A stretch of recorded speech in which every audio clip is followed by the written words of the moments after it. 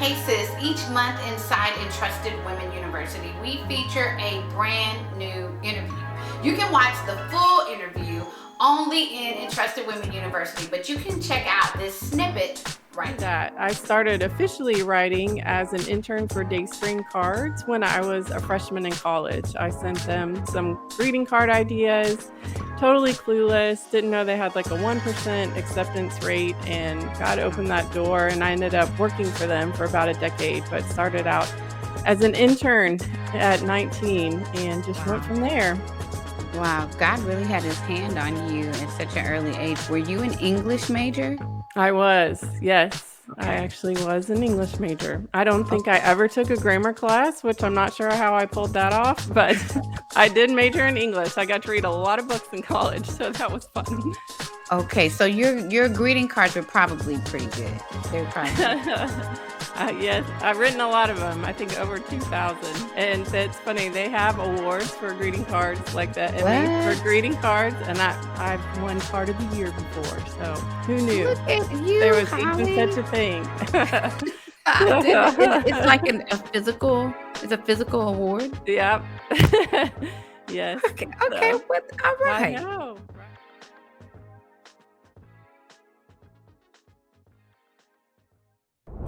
Well, hello, Entrusted Women. I am super excited to be with a new friend, maybe a new friend to you, and she's not new to me. I kind of stalked her for a large part of her online life before I finally met her in person. I think about a month, 2 months ago, Holly. Was it two Yeah, months? I think so. So I Yeah, could we got to move be at out an of author retreat. Yep. yes, at an author retreat. So I can move out of the stalker role and into the friendship role, which is how I make most of my friends. Anyways, for those of you who don't know Holly, I just want to share a little bit from her bio so that you can familiarize yourself with her. You may have probably seen her out there on the internet because she's been doing this for a long time. But Holley Gerth is a Wall Street Journal bestselling author of almost 20 books. That's like a lot. You're, for example, you're already amazing and the powerful purpose of introverts.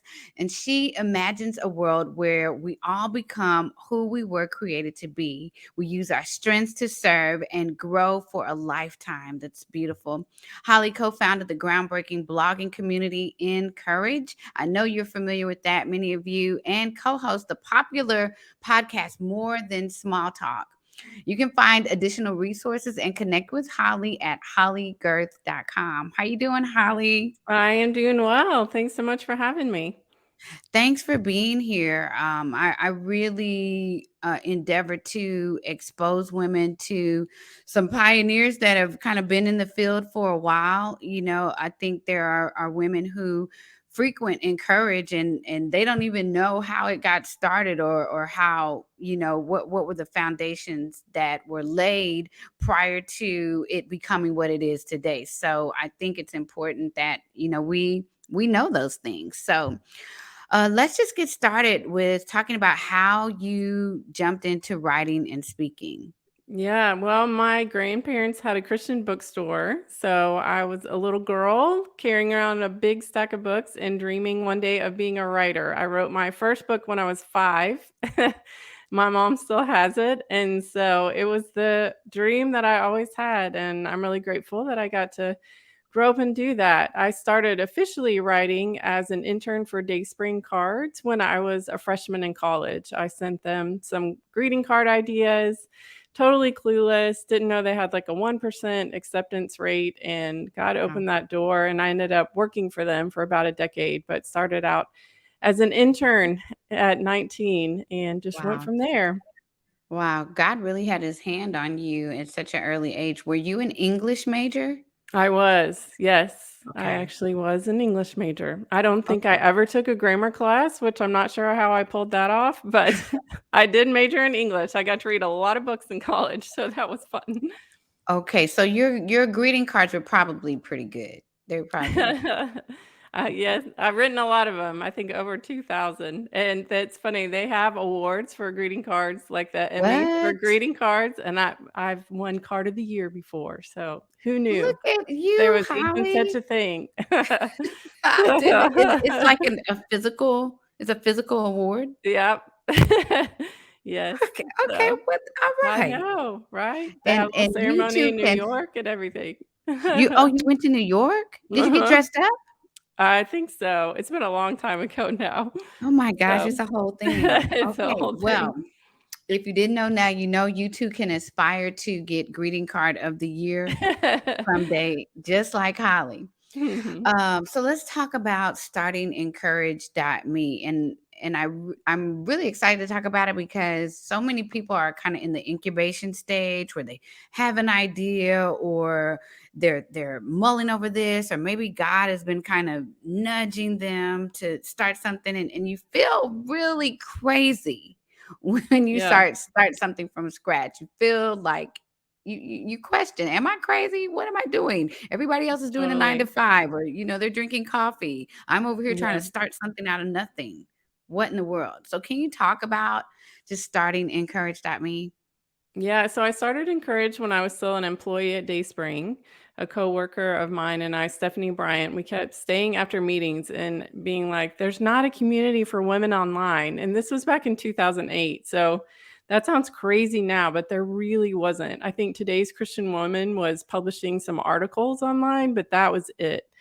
And so we were like, we think that this needs to happen. And we talked to Dayspring about it, and they were like, well, you can work on it in your free time, and here's a few $100 budget. And so we sort of bootstrapped the whole thing, had no idea what we were doing. We went to this blogging conference and we had our spiral notebooks out and we are taking notes, and everyone else is like on their phones and computers. And we're like, they're not even paying attention.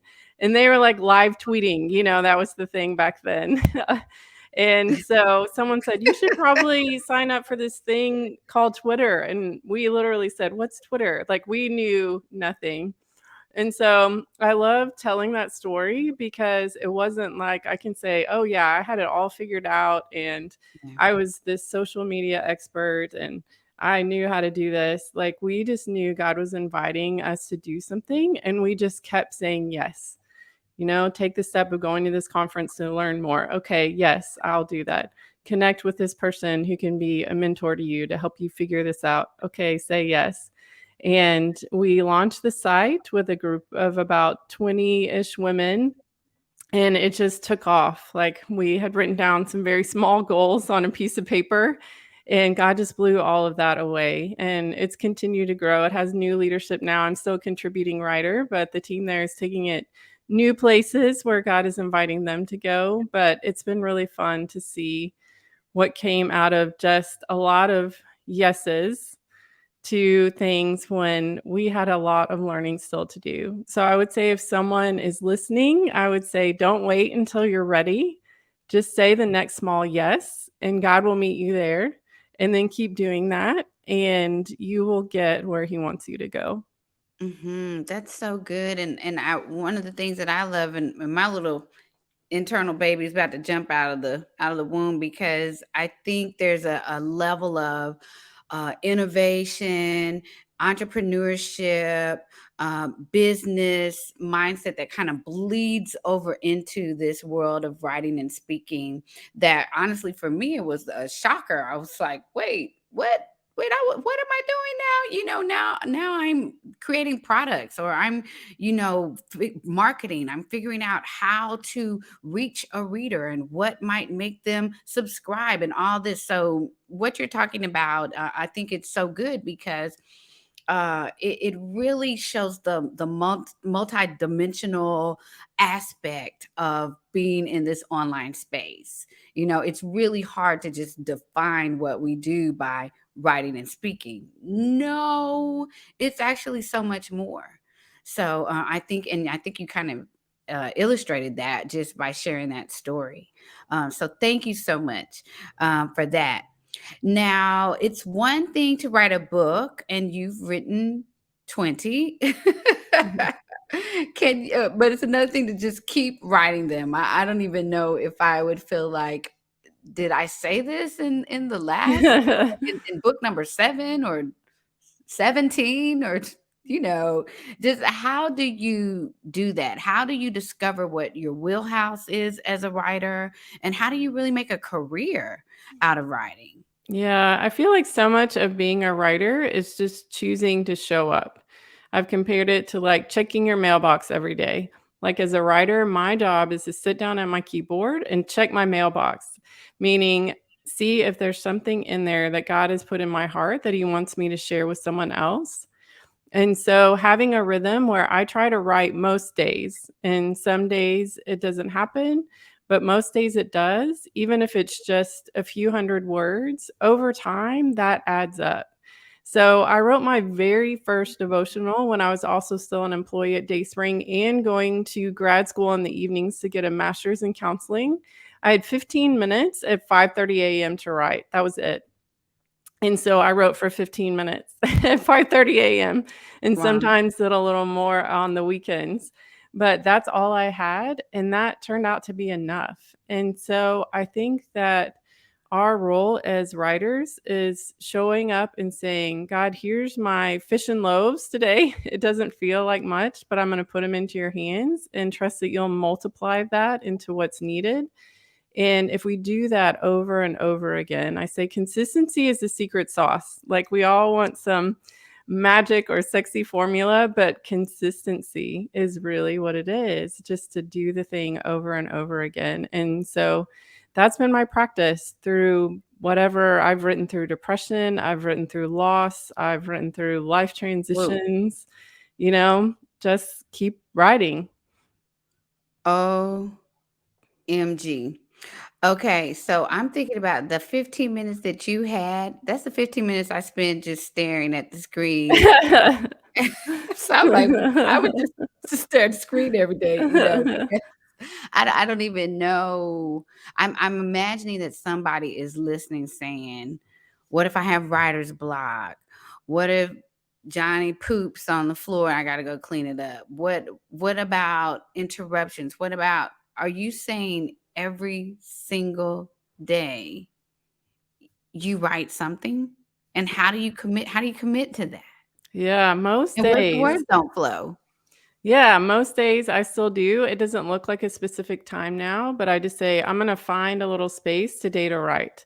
And usually that's in the morning because my brain works better then, but not always. And so I think it's saying, okay, what is a rhythm that's sustainable for me? I'm just going to find a way to write a little bit every day or most days. And if you show up and there's nothing there, just start journaling, start writing out a prayer in a Word document. And often as I do that, something will come out of it.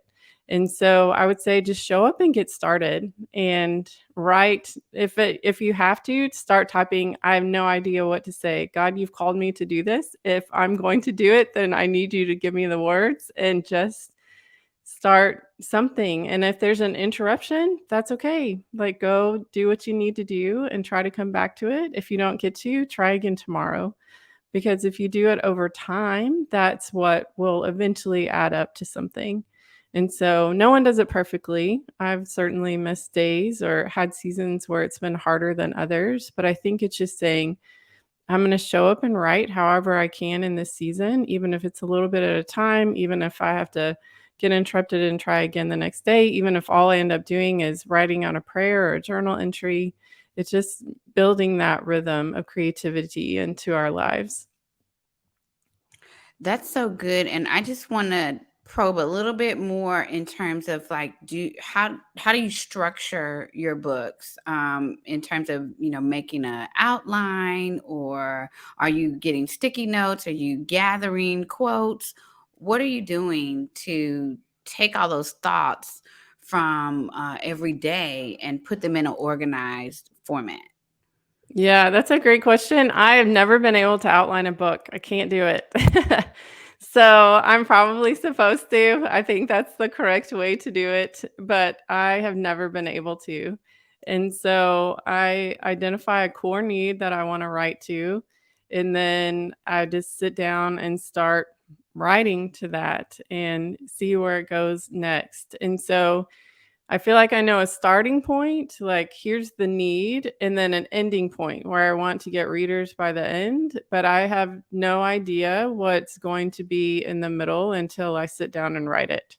So, if there are editors listening, they're probably saying, "Don't pay attention to Holly, outline your book." But that's been my reality is it's more of a process of discovery than figuring it all out up front. Um, wow. Because if I kind of write like that, but eventually the Lord is like, okay, let me go catch her because I will be all spider webbing all over the page. It'll just be like, wait, what are we talking about again? What was the core need? Who is the target audience? Where are we going? Is that scriptural? Is that even in the Bible? No, it's not. What are you saying? So okay then, okay, Holly, do not try this at home, folks, unless you have Yeah, the same dangerous. anointing that Holly has. Don't try this at home. Okay. Um, and then let me ask you this real quick. Do you ever feel like you are saying some of the same things that you've already said before? In your head, are you like, did I already said this in book 19? Yeah, sometimes I think I don't worry about that too much just because when you show up to write it again, you're a different person than the first time you wrote it. Like if I wrote something when I was 35 and I'm writing it now, I'm a different person than I was when I first wrote that. And so I'm going to write it differently. I'm going to see it from a different perspective, or the person reading it is going to read it from a different perspective. I needed to repurpose some content last year, and I thought everyone's going to read this so differently because we're in a post-pandemic world. Like something I wrote in 2019, people are going to read completely differently now. And so I think as writers, I think we have permission to revisit things without worrying about that too much because we're going to be a different person and our reader's going to be a different person. At the same time, I do think it's important for writers to keep living. My word for the year is mini adventure, and I am intentionally trying to do things because I need material to write from. If my writing is coming from my life, then I better be out there living. And so I do feel like because I've written so much, I've used a lot of the stories and things and life lessons. And so I'm feeling the need to refill my creative bucket. So I think that's important that we keep having a discipline of input, whatever fills us up creatively, so we can keep pouring out new things to our people. Mm-mm. That was really good. Good advice. I was gonna say something. I totally had a brain freeze. I'm sorry, y'all. If it's poignant, it'll come back. Okay. Um, Now, I recently had the opportunity to learn from you at a Reveal retreat that you mentioned. I'm excited to be a new Reveal author. Yay! And Yay. learned a lot. I did. I learned so much from your workshop. You and your work, you and your audience, you and the publishing industry. Y'all, Holly said she challenged us to identify who our target audience was and where our ideal place would be to communicate with them. And initially, I was saying Starbucks, but then I was like, Starbucks, you're cramped in those tables, and you don't know if there are people close by, so you can't really talk freely. And I had the revelation that the best place for me would be on my sectional with some hot hibiscus tea, and some fuzzy socks. And when she said you want to communicate with them in that way online, when they come to your homepage, that's what you want them to see. You want them to see you on that sectional. You want them to see you with that teacup. You want them to feel that this is where you want to create the setting. That's your home base. It was like revolutionary for me just thinking about that. So I did make some modifications on my homepage too, by the way. But anyways, getting back to the question, with that in mind, can you share some lessons that you've learned about the business of writing and speaking? Yeah, I think I wish someone had told me years ago is there's no right way to do it. There's just the way that works for you. I remember when I was writing my first book, I kept reading every book I could find on writing because I was convinced there was a right way and I didn't know it. And if I didn't know it, I was going to fail as an author. And my editor finally said, Holly, stop reading all that stuff. You are going to make yourself creatively blocked. Just sit down and start writing. And so I have found that to be true, that we live in a world where there's so much information and so many people doing things well who share what they know in ways where it comes across as you need to do it my way if you're going to be successful. And I think it's important to say, I'm going to learn, I'm going to listen, but then I'm going to adapt it to what works for me. So even what I'm sharing today, if you're like, I love outlining, that works for me, then please keep doing that, or if you're saying it doesn't work for me to write every day, I need one big chunk every other week, then please keep doing that. So that is what I wish someone had told me, that there isn't a right way. Listen, learn, and then do what is sustainable for you that fits with who God created you to be. Because again, what matters most is just that we keep doing it over time. I think that more writers fail from burnout than they do things not working when they're trying. And so protect your heart, be who God created you to be, and do that consistently. And over time, I feel like that is what I've seen work the best from a creative and business perspective. Listen, I hope you enjoyed that interview snippet, and I want you to be sure and check out Entrusted Women University by visiting membership.entrustedwomen.com to see the interviews in their entirety. And join us next week for more content to help you on your writing and speaking journey.